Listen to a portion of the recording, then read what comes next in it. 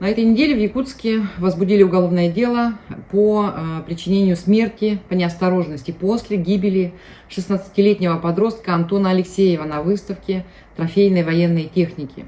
Это случилось 20 января 2026 года в парке «Моя Россия», где была размещена экспозиция трофейной техники, привезенной с войны в Украине. Позже появилась новость, что ход расследования взят на контроль главой Следственного комитета Бастрыкиным. Ну и такая деталь: мать подростка в день трагедии находилась в больнице, где утром ей провели операцию на сердце. Ключевой момент, о котором официальные сводки предпочитают умалчивать: речь идет не о музейной технике, а о боевых машинах, которые были вывезены с Украинского фронта и превращены в уличную выставку.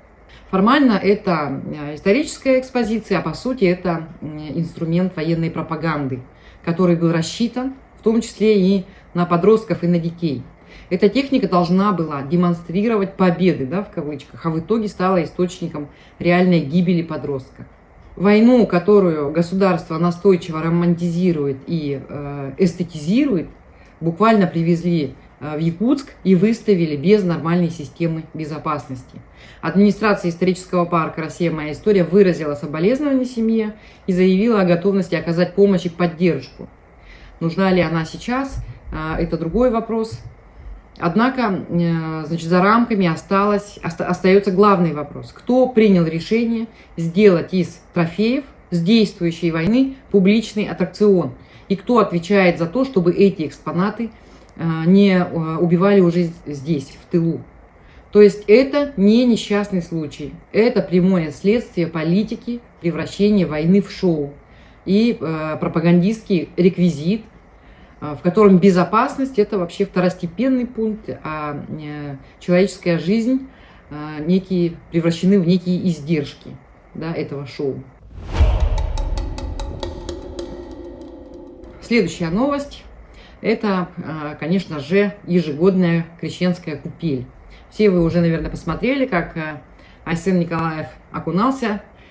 Ну, впрочем, традиционно. Если раньше люди обсуждали, значит, в каких трусах, в трусах какого цвета он будет в этот раз окунаться в купель, то в этот раз люди заметили, что он, значит, неправильно как-то перекрестился, и еще заметили, что волосы на голове у Айсена не выросли.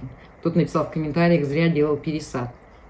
Вот. Но кроме Айсена, другие чиновники тоже моржевали. Этнические саха, да, я хочу сказать, они торжественно ныряли в православную купель. В связи с этой новостью хочется спросить: вообще они в курсе, что купель — это не просто зимний экстрим, да? Это вполне себе конкретный православный обряд.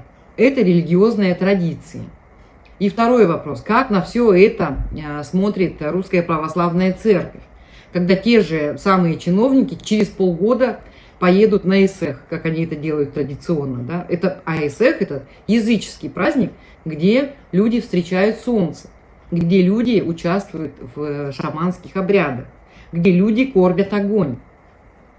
Сегодня эти чиновники изображают из себя православных, завтра, летом, то есть они будут изображать из себя тенгрианцев, и при всем этом они еще являются и любителями Сталина, коммунистами. Наверное, все помнят Матвея Евсеева, директора компании «Алмазы Анабара», который в один год привез благодатный огонь, святыня, которая, в общем-то, имеет сакральный смысл, да, для православных. В тот же год он участвовал во встрече солнца на Эсехе, и в тот же год он поставил бюст Сталина во дворе своего предприятия.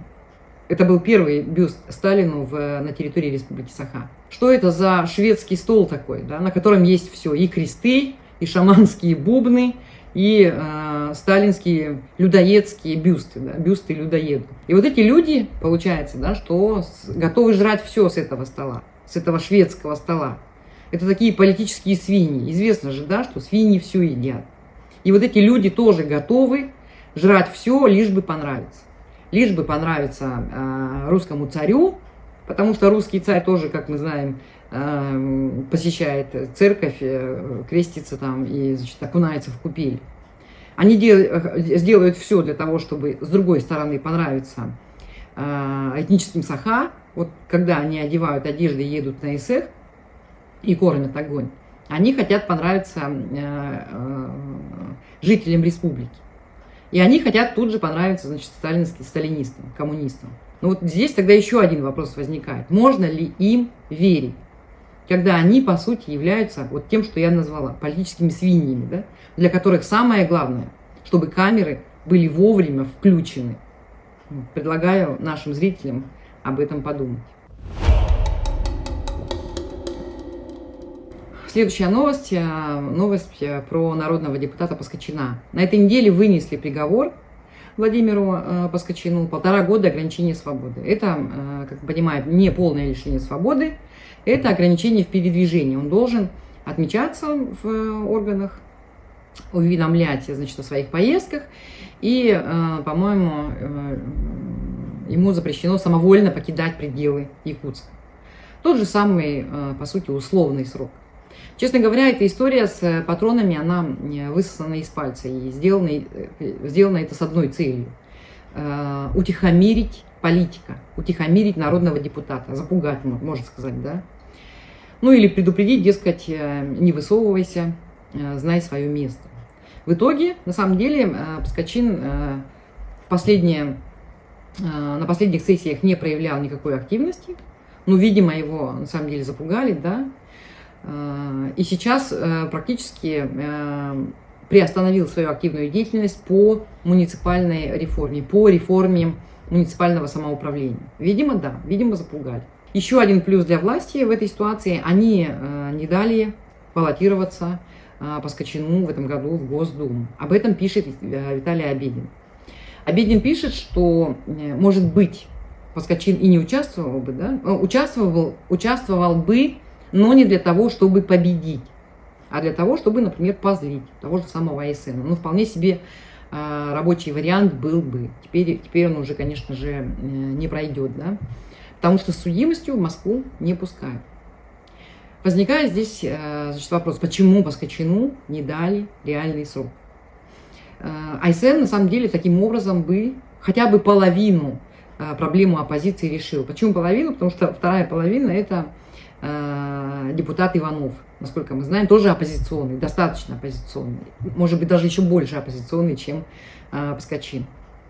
Самая главная причина, почему Паскочина не посадили, это Паскочин слишком много знает. Но это не обычный человек с улицы, да? Это человек из старой якутской элиты, 90-е годы. У него, значит, есть и финансовые, и политические связи остались, да?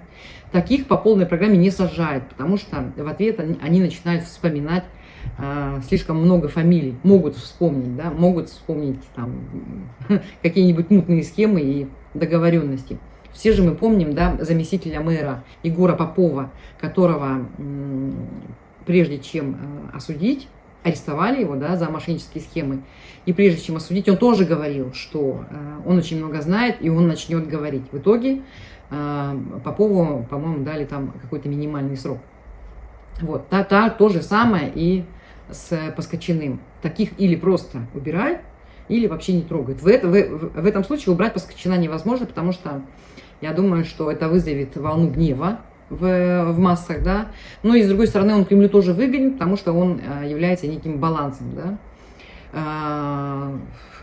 для Николаева, да, он его балансирует, он является для него противовесом, да. Зато его вот таким способом решили утихомирить. Вот. Ну и у них это получилось пока. Как долго это продлится, мы посмотрим. На этом у меня все. Ни с кем не прощаюсь. Очень скоро увидимся снова. Прежде чем я закончу, я хочу, как обычно, попросить вас, уважаемые зрители, поставить лайк этому видео и другим нашим видео, прокомментировать и, конечно же, обязательно подписаться. Спасибо вам большое. До свидания.